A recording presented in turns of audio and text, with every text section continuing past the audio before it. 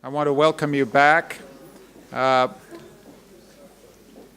This session, which is devoted to an absolutely crucial topic, just to restate something I said in my introduction, but hopefully more briefly, we have felt from the very beginning that the issues that CU has faced are also faced in different ways and in different forms by other Hungarian institutions. And we felt from the beginning of our little local difficulty the support and solidarity of our Hungarian colleagues and friends. And I just wanted to, again, in front of them, to say how important it is to us as a Hungarian institution to be in Hungary, to be part of a truly great intellectual tradition. Let me just very briefly introduce Attila Chikan. Attila Chikan is a trustee of Central European University. He is an extremely distinguished professor of economics at Corvinus, another great institution in Hungary. Through the 1970s and 80s, he was and is still associated with Reich College, one of the places of freedom in the late communist world. And one of the reasons that Attila Chikan is held in such respect in Hungarian academic life is that in a very difficult period in late communism, Attila Chikan stood for academic freedom in extremely difficult circumstances. And I just want to say to him personally that he is an absolute treasure for CEU and one of the trustees who has been most helpful as a source of guidance and advice throughout the situation we've been through. And I did want to use this moment to thank you personally, Attila, in front of the whole audience for everything you've done for this university.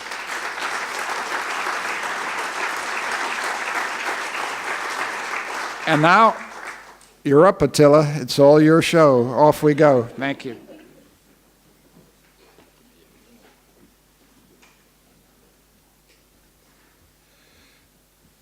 Thank you very much for your very kind words.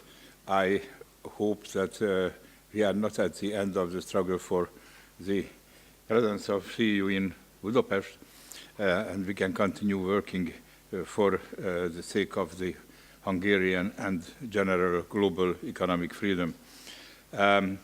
It's also a pleasure for me to be part of this discussion this morning, which will actually focus on the Hungarian situation, which is a bit far from the contents of the presentation we had earlier, but I think that this one has given a very stable and very important framework for how to think about academic freedom. CEU has collected a very distinguished panel for this discussion. The members are Valeria, Csepe, who is president of the Hungarian Accreditation Committee, which is one of the most important unit or institution of Hungarian academic life, and especially in the orientation of various universities and the program of those universities. So actually, she is more or less responsible for the contents of what we are doing at the universities. Istvan Kenesei, Professor Emeritus of the University of Szeged, which is in many years the most distinguished university of Hungary in the international ranking of universities. The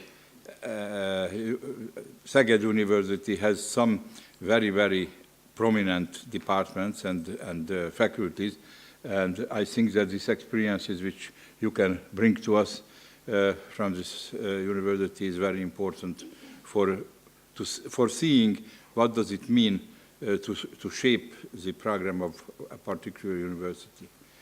Laszlo Vass is the rector of one of the innovative institutions in Hungary, the Metropolitan University, and he's also president, as you can see, read it, of the private institutions section of the Hungarian Rectors Conference. It's certainly private institutions are a very important segment of university life in Hungary, and well, I believe that their support for academic freedom is very important for us.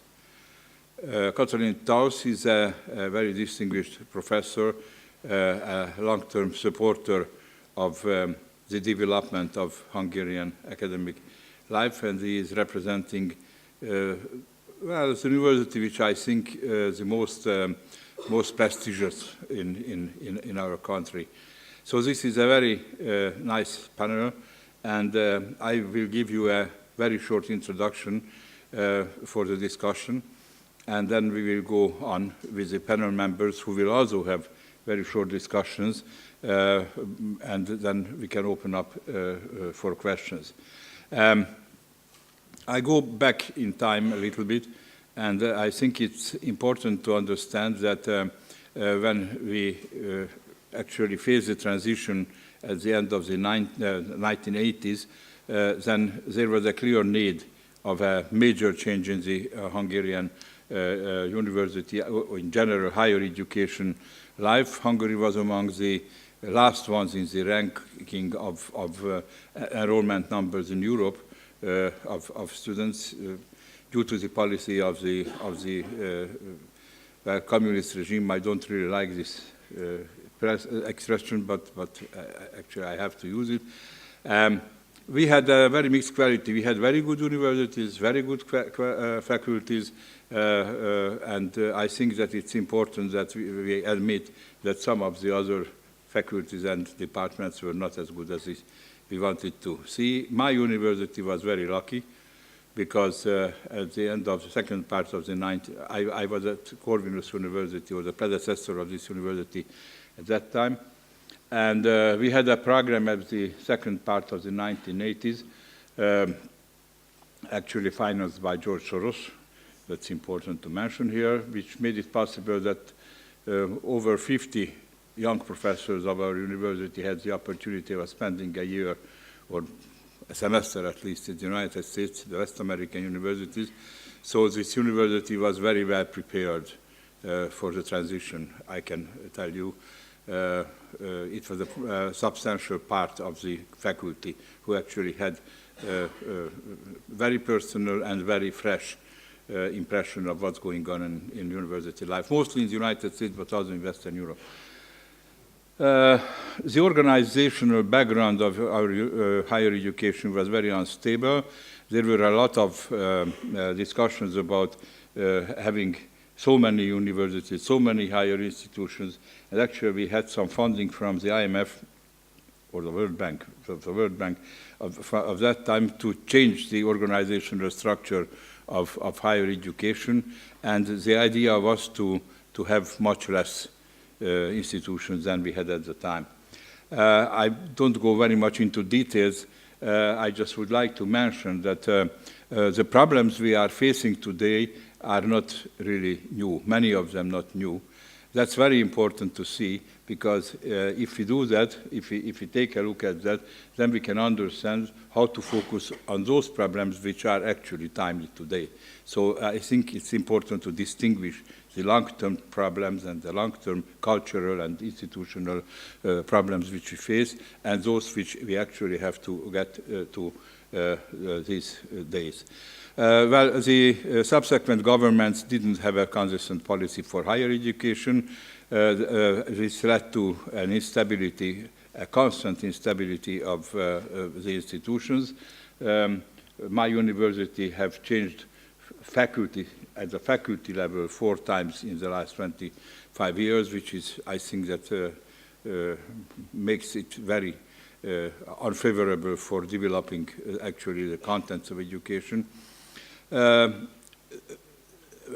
you will see, the financial resources, especially from the middle of the 1990s, were very scarce at the universities. And also I have to admit that we were very slow to respond to the changes which actually happened in the country. So unfortunately, higher education was not the driving force of intellectual changes. It had its, I could give a talk about that, why it was more or less sociological necessity of how the universities operated and were financed. But what I have to add as a good news that there was and there is a gradual improvement of the contents of the education. We have better courses than we had 20 years ago. We have better educated teachers than we had 20 years ago. And what's even more important, we have much better prepared and more talented students than we had 20 years ago. I think that even though we have a lot of problems with the basic education, we still have to see that according to my personal experience, the students of today are prepared to meet the changes which they have to meet according to the new development in the global economy or global society. Well, since 2010, when the new government, new at that time, the second Orbán government started to operate, there is a general tendency of centralization at the government. They are not only centralizing higher education, they are centralizing more or less everything they can. So again, it's very important to see that the steps made at the higher education at the universities are not very different from similar steps in other areas of life and institutional developments in Hungary. What is new, actually, is the political and ideological influence. I think that living through the 1990s, you know, I was, and 2000, I was a department chairman and a member of the Senate of Corvinus University. Later, I was rector of the university, so I actually had a first-hand experience, and I didn't really have experienced any political influence on our operation. Today, this is the situation is somewhat different, because there are examples. I don't say that the higher education is overwhelmed by political influence, but there are very striking examples of that. Maybe in the discussion we can come up with some concrete situations, but I don't want to go into that one. And this is very dangerous, especially because there are some steps which stem from this new attitude. There are some steps which influence the institutions and its operations from the point of view of the ideology instead of academic considerations. And this is, I think it's very dangerous from the point of view of academic freedom, what we are talking about today. I think it's very important to see that what I have said as a story, or kind of a history of what happened is supported by the legal developments which was behind those changes. In 1993, when, you know, at that time they have produced new laws in all areas of life, day by day. So the parliament at that time worked by machine, you know, producing new and new laws which were closer to the ideas of market economy and the social developments we wanted to make. I just would like to advance one interesting issue, and that was whether we should follow the German or the Anglo-Saxon tradition in the reforming of higher education. That was a heated debate, and there were very important arguments at both sides. And well, we managed to mix the two, which is not very favorable, but more or less declined towards the Anglo-Saxon system. But it just tells you that how fundamental questions were made. So it was not minor changes in curriculum or one department to the other, but the whole philosophy of higher education and its role in the society was at stake at that time. The introduction of tuition fees was an important and interesting step. It was actually supported by myself and by a number of students, student organizations, as a step towards a market economy and a market-driven society. Of course, it would have gone together with a system of scholarships and a system of social support for students. And so, unfortunately, the government of that time just picked the tuition fee and didn't really care about the other side of the picture. So it was amended or abolished rather soon. There were permanent, almost permanent changes in the laws, as you can see. And since the 2010s, a new wave of centralization has hit us. The independence of universities was hurted in many ways. One of them was which made many important debates was the introduction of the role of chancellors, which is rather different from the chancellors in the American universities. As a matter of fact, the households of the universities were really not in order. I would say that there had to be changes. But this change at that time happened with centralizing a lot of things and distributing power between the rector and the chancellor in a way which actually, as written here, through the influencing of the academic part of university life, had a major influence on the freedom of universities. Of course, there are differences between chancellors of universities. Some places the system operates acceptably, some other places not. But the idea itself, I think, it's very much towards centralization.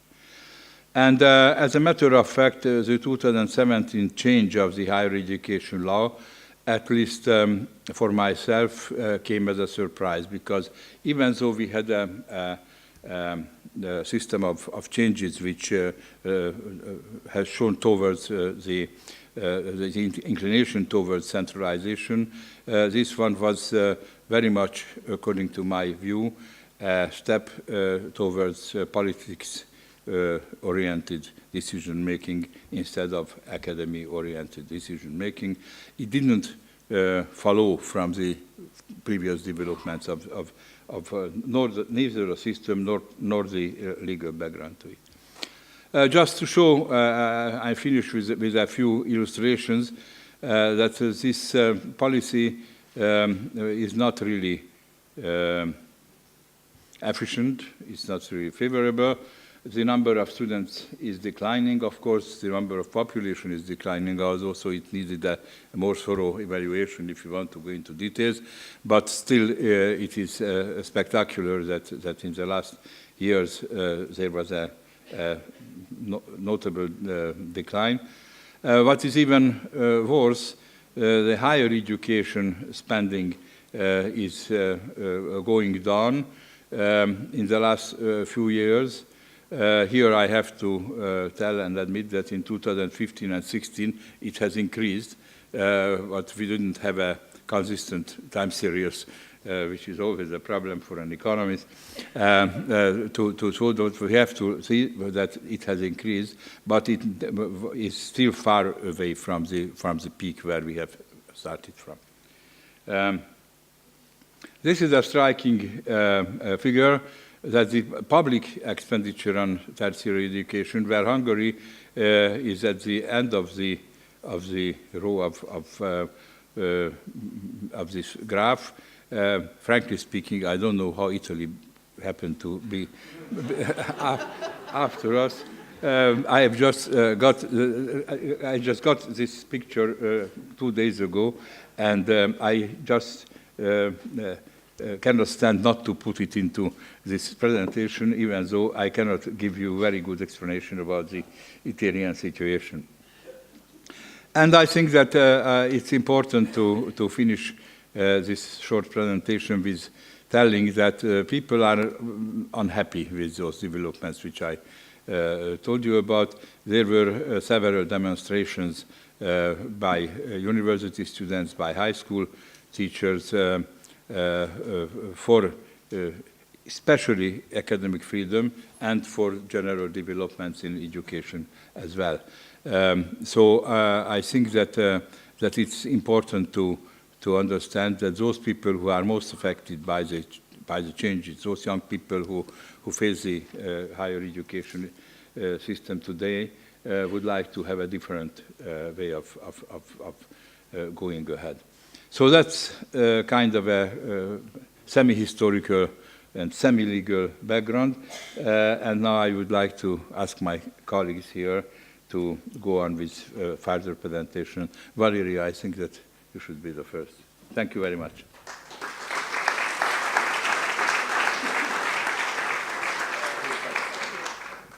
I didn't follow my usual way to have a slideshow or any kind of presentation, although in my profession is the usual case. So I'm a psychologist by degree and cognitive neuroscientist by the field of research of mine. And since 1st of September 2016, the president of the Hungarian Higher Education Accreditation Committee. So since then, we have been working on how to facelift a little bit the Hungarian Accreditation Committee, so in order to work better and to abandon the previous role of being the policeman of the Hungarian higher education.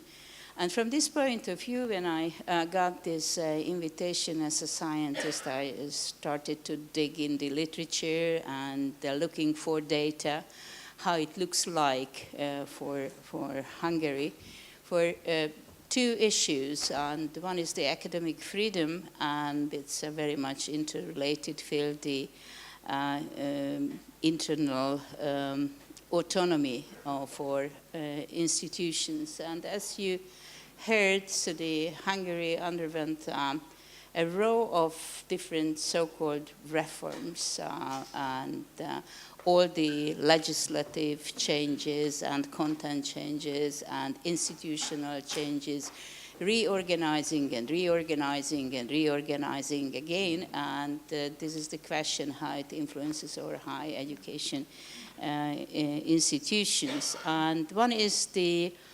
internal academic affairs, so how autonomous they are, and what is the possibility of the university to decide about very important issues, not only the overall student number or how to set the admission criteria, the content and the capacity, etc.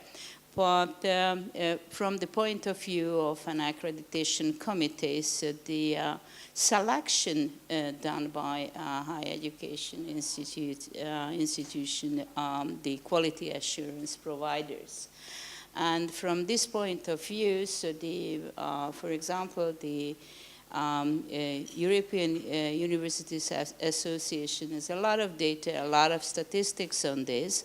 And from this point of view, Hungary belongs to the countries where universities can choose the quality assurance agency freely according to their needs. So including agencies from other countries. So within the European Union, that's the ENCA members, so the European Network of Quality Assurance Institutes, and even on a higher level, the ECAR, so that's the European Quality Assurance Register, so who are registered, these are entitled to run this process. And from this point of view, so the Hungary is rather in the high scores, belongs to those countries for whom this is applies, and so for the EUA statistics, there are 21 countries where they cannot choose the quality assurance agencies so freely. And these are very new data, so from this point of view, so everything is all right. The question is whether is really everything okay, what concerns the academic freedom and what concerns the university's autonomy. And I found some very important data. So they are very much sticking to the data as a researcher. So I have my own opinion as well, but usually a researcher behaves in that way, that sticks with the data, looks for evidences, what's going on. And what I see in Hungary, it's a serious dissociation, what is given on the legislative level, for example, in the Constitution. So where it's stated the academic freedom, so for science, higher education, and everything, although already in the Constitution there is a restriction for universities, so the academic freedom is not the same as it is stated, for example, for the academic freedom for research, for science. So for science is rather general and not that general for the higher education. So, and this leads further to the restrictions what concerns the higher education. So the institutions, because especially the state owned or state-regulated universities and those, the private institutions, private universities recognized by the state. Therefore, from a quality assurance point of view, they are the same. So the institutional autonomy is fully compliant in many of the countries. For example, there is another study on the 28 member states of the European Union, still 28, and Hungary, for Hungary, this is not fully compliant. And it's related to the restriction of higher education. And I quote from the Hungarian Constitution, higher education institutions shall be autonomous in the terms of content and the methods of research and teaching. Their organization shall be regulated by an act. The government shall, within the framework of an act, lay down the rules governing the financial management of public higher education institutions and shall supervise their financial management. So it's very robust constitutional provision, and the question is how is going on. And what I really do like when I go for these comparisons and for data, these so-called scorecards. What kind of scorecards we do have for the Hungarian higher education? For example, ratification of international agreements and constitutional protection of academic freedom. So in the rank countries, because there are multiple entries on at different numbers at ranks, so finally it's 10, and Hungary is the 9th. From this point of view, so what is in the international regulations, how we are there, and what we are doing in our higher education legislation. And in our higher education legislation, Hungary there is a ranking for 6, so it depends on the percentage and score out of 20 in the criteria. So the Hungary is the 5th again, so from 20 parameters, only 5 are met. How we protect our academic freedom in the higher education legislation. So we can go through all the ranks, and you find always Hungary on the last position or before the last, protection of institutional autonomy, etc., and it's laid down in a legislative process. And this is a sort of restrictive system, and it has a historical background.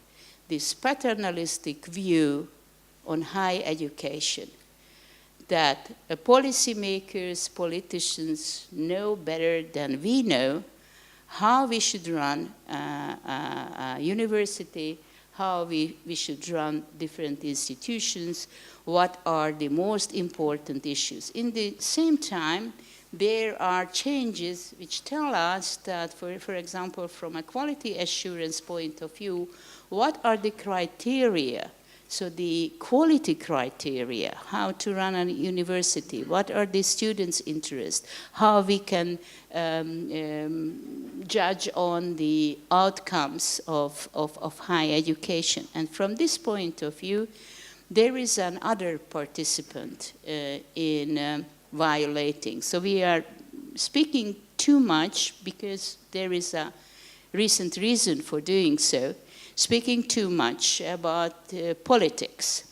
But the question is, and I see from the point of view of the High Education Accreditation Committee, how the stakeholders and participants, university professors in different positions, working in different committees, violate to a different extent the academic freedom of the others. When judging on new courses, new programs, new doctoral schools, the accreditation of institutes, etc., sometimes it's related to a serious competition. In Hungary, we learned to compete and not to cooperate. This is very important, so the balance between the two. And the other one is professional judgment influenced by political bias. And this is the most difficult to trace, to correct, and to go with. And this is highly important. And another part is the unconscious bias. And this unconscious bias is often there. And so we have to work on this to prevent this dissociation of what's going on, because very often they do not speak about it. And I see in the different judgments, different evaluations, how it comes through, and especially what was there in the brilliant plenary, or intolerance, the orthodoxy in our universities. Then the orthodoxy is usually expressed and presented and pushed through by people in position who are intolerant toward a new program, to free inquiries, etc., etc. is very important. In my own profession, happened several times. How intolerant the main line psychology was toward cognitive science. Now, cognitive science is an established field.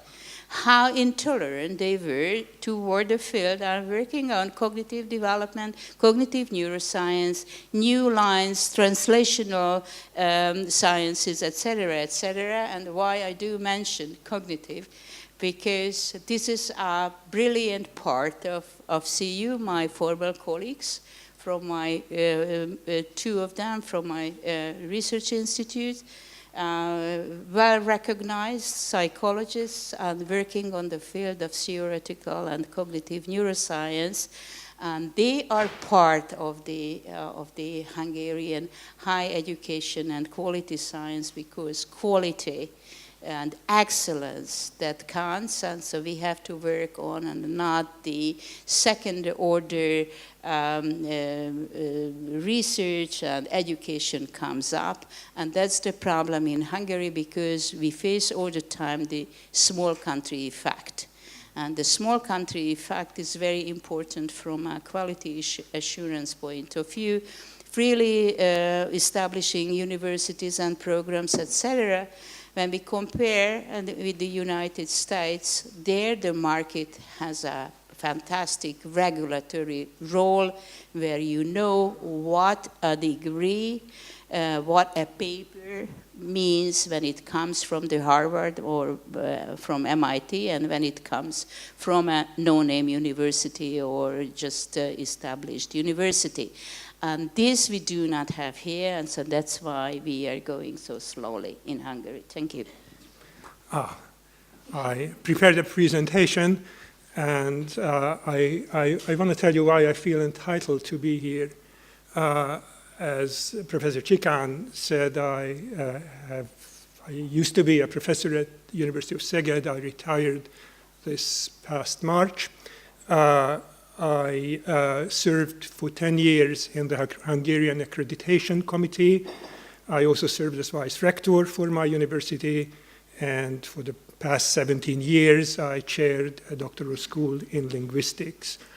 Also, in the meantime, for the past 25 years, I've written op-eds in various journals, papers, dailies, about problems, the complaints, the difficulties of the higher education situation in Hungary. So I think I know a lot about what's going on in the higher education scene. When I prepared my slides, and I'm still looking for how to go on. Yes. I didn't know of Professor Scott's eloquent and wonderful lecture, but of course I realized that the prerequisite of academic freedom is university autonomy, and the prerequisite for critical thinking is academic freedom. So what is critical thinking being the bedrock of university-level education, which I learned from one of my idols, Karl Popper, whose book was one of my Bibles, Logic of Scientific Discovery, when I wanted to know about what type of science linguistics can be. Anyway, there are certain principles of properties defining university autonomy, which are commonplace, which is commonplace. There is organizational autonomy, financial autonomy, which includes funding for instruction, research, and upkeep, staffing autonomy, the freedom of appointment and tenure, and academic autonomy, freedom of instruction and research.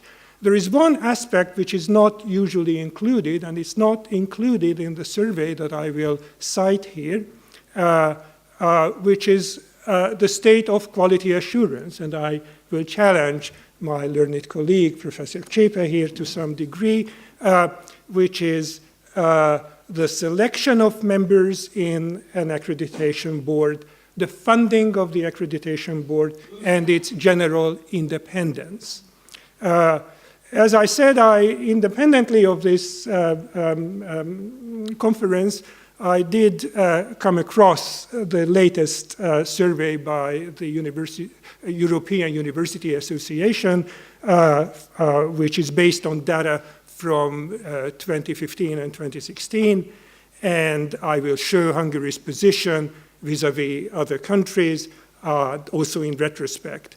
The indicators are given in the next slide, and it is only concerned with institutional autonomy and not with the independence of the accreditation boards. And as far as I could see, there was no visible attention paid to private or denominational colleges, which is, I believe, an important factor. And the source is given below. This is the general, the four basic ingredients: organizational autonomy, defined their financial autonomy, staffing autonomy, and academic autonomy. I'm afraid I don't have time to go over each of them in detail. Let us see Hungary's position in this, yes, academic autonomy ranking. I'm sorry. This is where yes, that's the first one. Organizational autonomy ranking out of 29 countries, and Hungary is placed here. Hope you can see it. Okay. Next. And this is the interesting figure. Has it increased, decreased, or remained stable? Hungary is blue. It's decreased compared with the previous survey. And there are only 4 other countries, but those 4 other countries are much higher. Look at Estonia.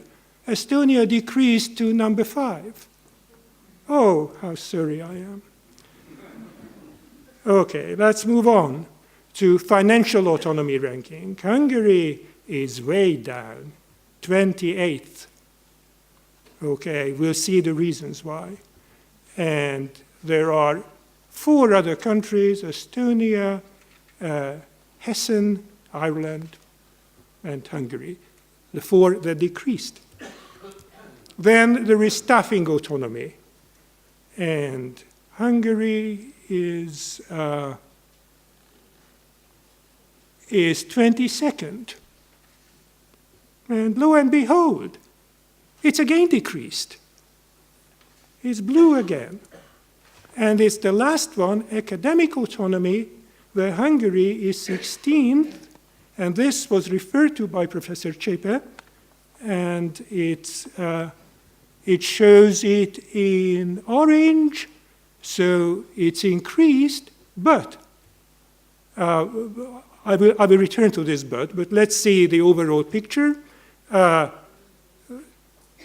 From 16 in 2011 to 23rd, from 6th to 28th, from top to bottom, from 17th to 22nd, and academic, 24th to 16th. And look at the note. Freedom to select quality assurance boards counts for 26% of the overall score, while freedom to terminate degree programs counts only for 16% of the total. So by the single act of allowing Hungarian university to choose their quality assurance boards to check them, we have improved a lot. I wonder if that is such a liberty. Now let's see my comments on this. This has been mentioned by Professor Chikan. The merging and splitting up of institutions is done by fiat. They don't even ask the institutions whether they want to belong to a new system. This has happened to his own university, Corvinus University. First, one of the faculties was removed and moved into the new favorite university of our cherished government, the University of Public Administration. I'll return to this.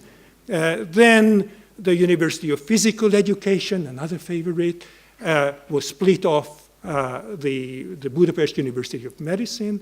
Other universities it's like juggling with universities. So at one time I happened to write in one of my op-eds that for the ministry, the public universities are campuses of the University of Hungary.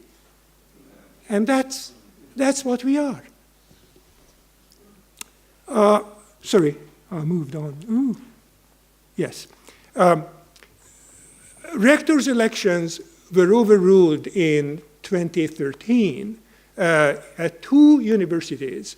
The top selected candidate was not appointed by the ministry. This was a first. This had never happened before. There was an uproar. Even the Hungarian Rectors Conference, represented here by Professor Vass, objected to it. So they promised not to do it again. The law hasn't changed, but they haven't done it again. But they imposed chancellors. Professor Chikan mentioned what their duty is. A chancellor is selected by the ministry and appointed by the prime minister. The university, the senate, the rector has no say in it. The chancellor is hired and employed by the minister. They are regularly invited to conferences in the ministry, and they get their instructions from the ministry. They are a foreign body in the university.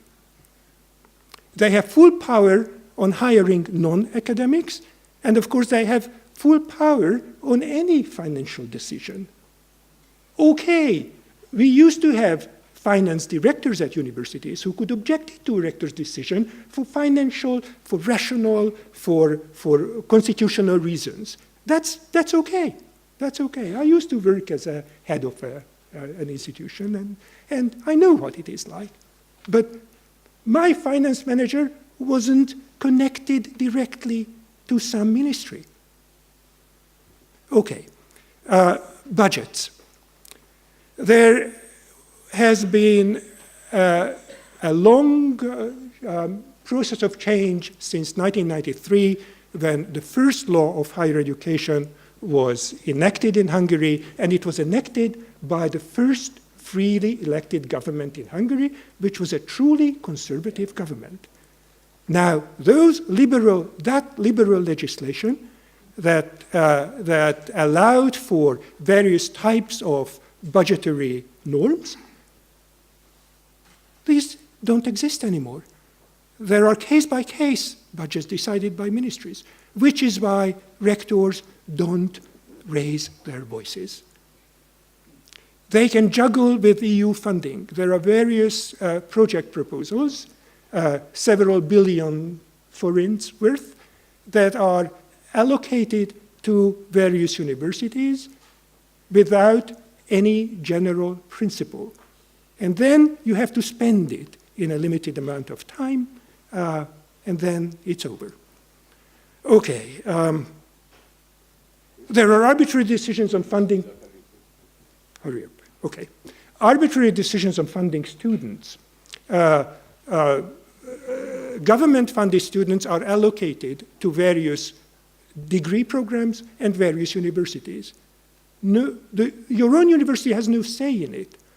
At one time, law students were allocated to 2 universities only. I mean, government-supported, government-subsidized law students. Oh, right. I have to hurry. On top of this, there are consistoria. A consistorium was appointed over the Senate next to the Chancellor. They are responsible for general financial decisions. 3 members of the consistorium are appointed by the minister. The 4th member is the Chancellor, appointed by the minister, and the 5th member is the Rector. Independence of the Accreditation Board. My experience is that it has been seriously encroached upon. In the 1993 law, half of the members were elected by the Academy, but selected by the Academy of Sciences. Half of them were selected by universities and various organizations. Now, half of the members are appointed by the minister, and half of them by various organizations, including the Rectors' Conference. Funding is no longer independent. In the first law on higher education, it was enacted that funding for the Accreditation Board was decided by Parliament. Currently, the minister has prior consent to any new degree program submitted to the Accreditation Committee. You first have to submit it to the ministry. And they can overrule the board. The ministry can overrule the board rulings. And there is this recent scandal with gender studies where a higher education secretary for the Ministry of Education complained about introducing a gender studies program at a prestigious Hungarian university. And the last point is that degree programs are abruptly terminated by the ministry. I listed 2 of them. Others are assigned only to favorites. Political science can only be taught at the University of Public Service. Okay, what are the lessons to be learned? There has been little resistance by academics, even less from rectors, including the Rectors' Conference, except the case of overruling the rector's election, and the chancellor system. And the minister's appointees for those infamous cases in 2013, they have been re-elected this year without any opposition. There is a recent funny, tragic letter from the Secretary for Education to one of our universities, determining the top level of salary that can be given to professors, whether or not they have their extra bonuses from EU projects. Those salaries cannot be higher than that of a section head in the ministry, the letter stated. Tragic. And there are the universities in special favor, and the Rectors' Conference inept objection to Overlex CEU, and their only objection concerned the fact that as a consequence of this, there will be less foreign students coming to Hungary. But hope is not lost. There have been strong demonstrations supporting CEU, so there is still hope that we will stand up against repression of university autonomy and academic freedom. Thank you.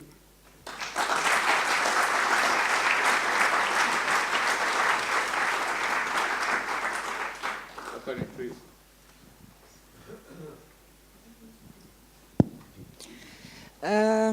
Thank you very much, first of all, for the invitation. By education, I studied philosophy, literature, and later sociology, so I like to raise the fundamental questions. Then the fundamental question, I suppose, is that what is the university for? What is the purpose of a university? I came from Eötvös Loránd University, and let me use the founding theme of our university. Our university was founded in a small rural town in Nagyszombat in 1635 by Cardinal Péter Pázmány. By the way, this Nagyszombat today is Trnava and Slovakia, as a Catholic university for teaching theology and philosophy.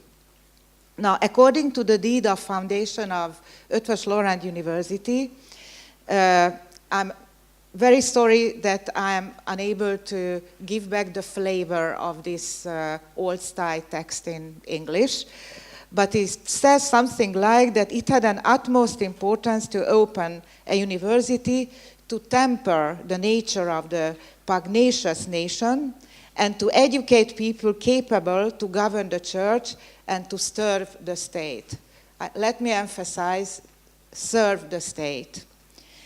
Now, there is another leading figure in the history of education in Hungary, József Eötvös, who happened to be the father of Eötvös Loránd, who wrote in his famous work, The Dominant Ideas of 19th Century, that literacy or education is the precondition of liberty or freedom.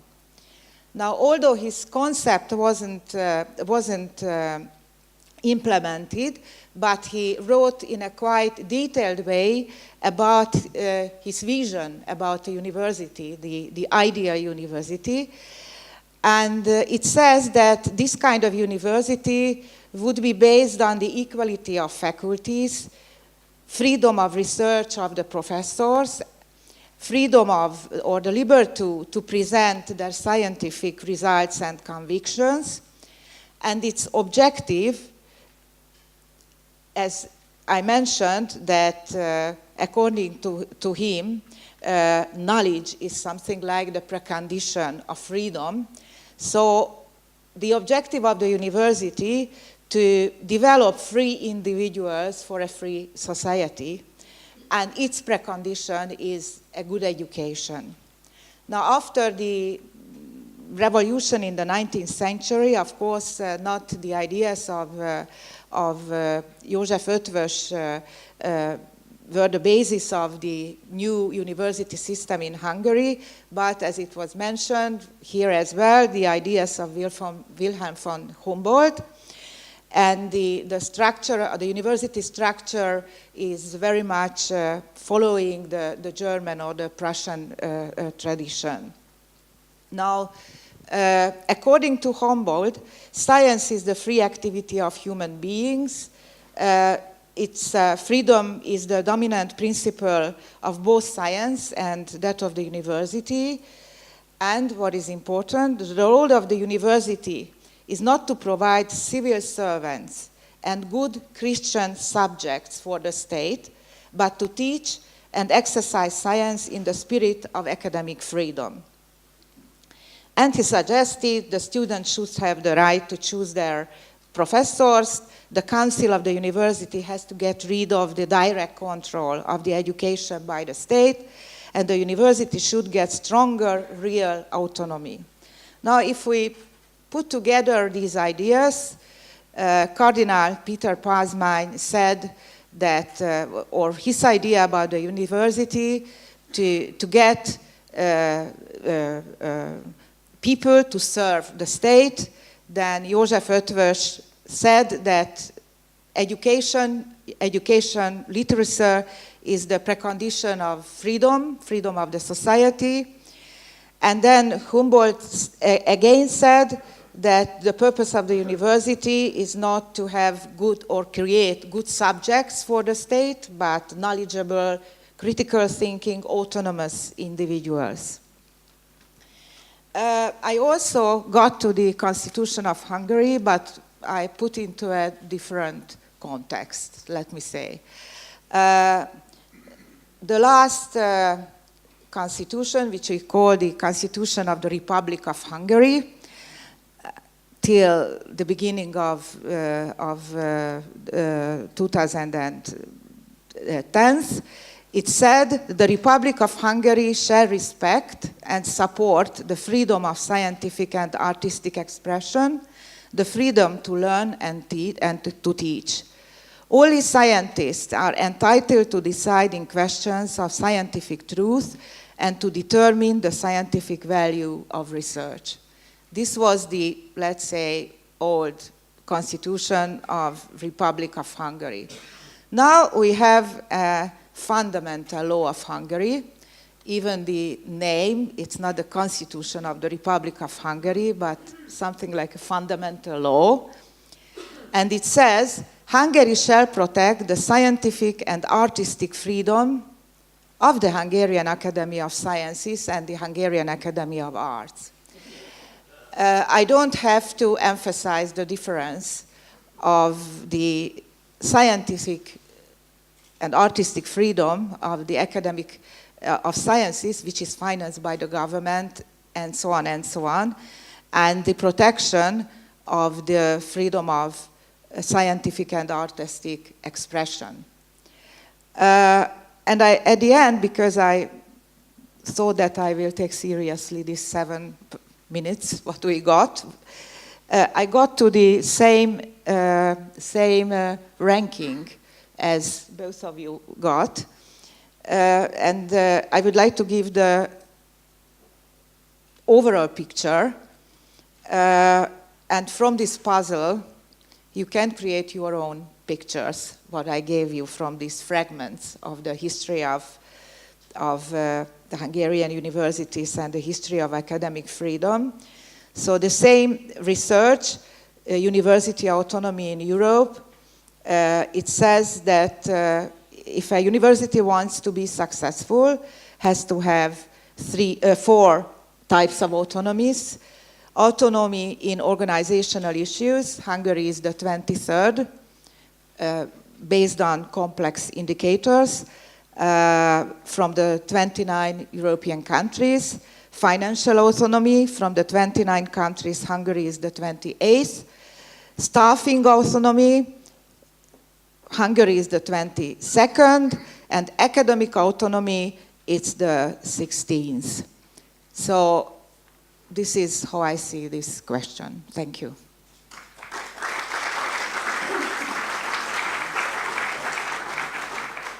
Thank you very much. Laszlo,